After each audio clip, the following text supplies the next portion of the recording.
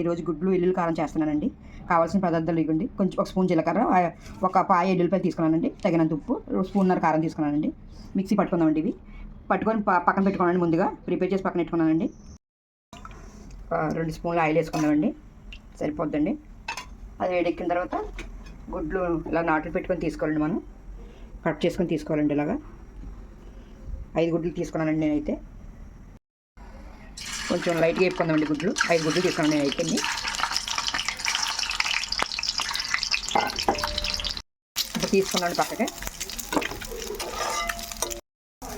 ఒక అర స్పూన్ జీలకర్ర వేసుకోవాలండి, కొంచెం కరివేపాకండి, ఉల్లిపాయలు 2 పచ్చిమిర్చి అండి వేసుకున్నాను. కొంచెం బాగా ఆగాలండి. ఒకసారి కలుపుకున్నామండి. అయిపోయిందండి. ఇప్పుడు మనం ముందుగా ప్రిపేర్ చేసుకున్నాం ఎల్లుల్లి కారం వేసుకున్నామండి. వేసుకుందాం. దీంట్లో ఉప్పు ఏ అవసరం లేదండి. ముందుగా దీంట్లో వేసుకొని మనం మిక్సీ పట్టేసాం కదండి, ఉప్పు ఏ అవసరం లేదండి, సరిపోద్ది. ఇలా కొంచెం మగ్గాలండి. ఎక్కువ వేగ అవసరం లేదండి. గుడ్లు లైట్గా ఎక్కితే చాలు.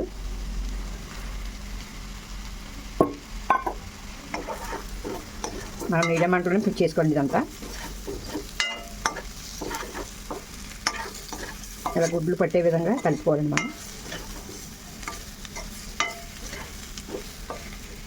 అంటే కొంచెం గ్రేవీ లాగా వస్తుంది కదని ఉల్లిపాయ ఎక్కువ వేసానండి, బాగుంటుంది. ఇలా కూడా మనం కలుపుకొని తింటాకి.